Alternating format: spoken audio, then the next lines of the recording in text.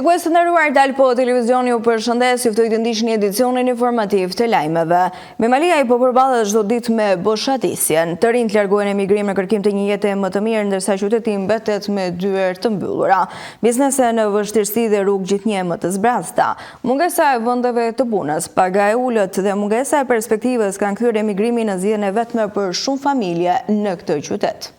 Në zemër të jugut, aty ku dikur minjera bante gjallë frymën e një qyteti të tërë, sot Memalia i duket si një stacion i haruar kohe. Dikur qytet pune, zhurmë dhe shprese, sot rrugët e tij flasin me heshtje. Dyqane të mbyllura, pallate të zhveshura dhe infrastruktura dhe kafene ku mblidhen pak bura të mëshuar. Kjo është panorama i një qyteti që po zbrazet dita ditës. Ashtu si në çdo qytet tjetër, edhe në Memalia një pjesë e mirë e njerëzve po emigrojnë masivisht. Ata që mbeten jetojnë mes pensioneve dhe mungesës së shpresës. Ku i kam? Të përhapur në përboca një nga një në Evropë. Po ka pjekur shpirti. Kam 8 vjet pa takuar me një djalë. Qa të thot nëna të tërë kanë ikur? Gjithë emigrim. Edhe fëmijët e vëllait tim të tërë të larguar. Se këtu s'ka punë, të punojnë dhanë. Për 100.000 leka, 300.000 lek që japin këta, në shiko sa është rëndësia aty. S'marrin dot një bukë. Po, ka njerëz që gdhjen dhe pa bukë. Ka më të rinj këtu në Memalia? Ka niku, më para i madhe me njëra. Njëra u hoqë, edhe në qitë tërë të rinj nuk ka vetëm mosha tona ka ngelur, edhe ne me vërshësi, pensionin kemi shumë të dollë. Edhe arrojmë shumë kej këtu. Për disa vjetë do mbyllë fare Memalia. Vajda, po mbyllë sepse këtu nuk ka asnjë edhe punë, nuk ka shumë dollë fare. Edhe në qeveria të vlerësojnë, minatorë do të ketë, do kishin statusin. Si ka mundësi që ne këta socialistë nuk e aprovan, demokratë e aprovan statusin për menjenën. Për gjitha menjera, që menjera me Memalia. Prandaj kemi shumë të vështirë. Jemi në këto momente me zhvillimet kryesore nga vendi.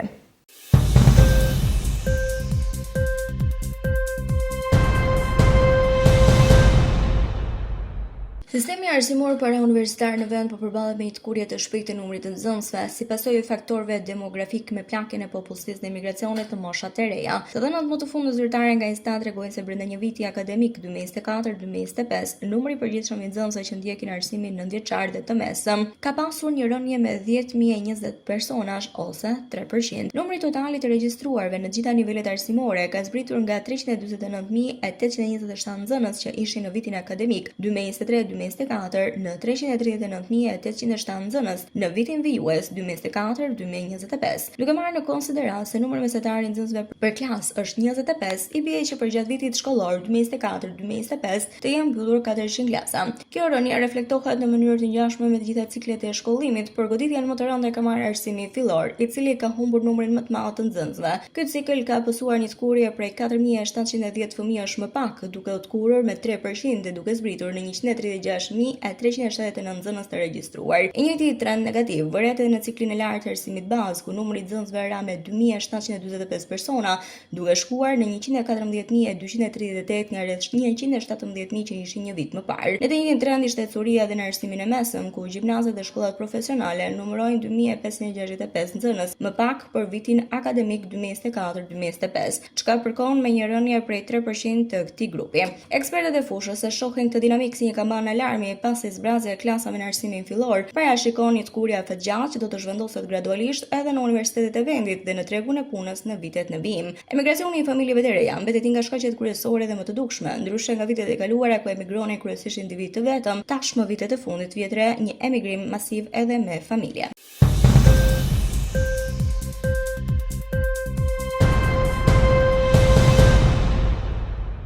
Apeli i GKK-s ka shpallur më 20 maj vendimin për dosjen që lidhet me dyshimet me abuzime me tendere tek ARSH-ja. Gjykata e posaçme apelit ka ndryshuar një pjesë të akuzave për të pandehurit, ato që lidhet me veprën e shkeljes së barazisë në tendera për tenderin e rrugës Kardhiq-Delvin. Për këtë çështje, kjo gjykatë ka shpallur të pafajshëm 7 ish zyrtarë të ARSH-s. Të pafajshëm për tenderin e rrugës Kardhiq-Delvin u shpallën Miranda Shkurti, Nikolaj Mihali, Admir Pahumi, Simon Prendi, Elona Gogo, Erdit Salillari e Sonila Qato. Për tenderin e rrugës Kardhiq-Delvin, ish-kryetarja e ARSH-s, Sonila Qato, u more pandehur më 26 tetor 2022. Prokuroria e posaçme i komunikoi akuzën e shpërdorimit të detyrës për hetimet që zhvillueshin për tenderin e kësaj rruge. Hetimet ndaj Qatos dhe zyrtarëve të tjerë të ARSH-s u zhvilluan pas kallëzimit që është bërë nga një kompani ndërtimi dhe kontrolli i lartë i shtetit për abuzime me tenderin e rrugës. Sipas KLSH-s ka dyshime që me tenderin e kësaj rruge ka abuzime në vlerën 5 milion euro, ndërsa në kallëzimin e kompanisë kjo e fundit pretendon se është skualifikuar nga gara për tenderin në mënyrë të padrejtë dhe në shkelje të ligjit.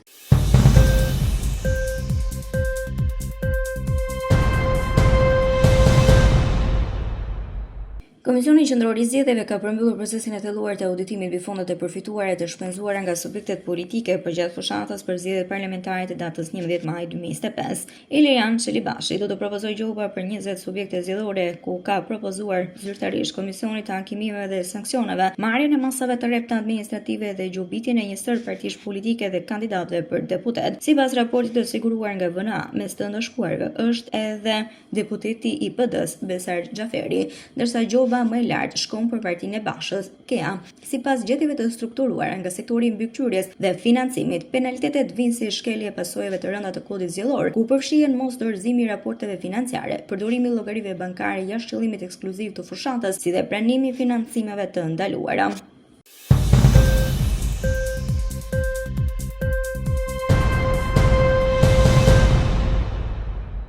Ishte gjithçka e përgatitur për këtë edicion informativ lajmësh. Unë ju falenderoj për vëmendjen tuaj. Bashkë përshëndetemi këtu. Mirupafshim.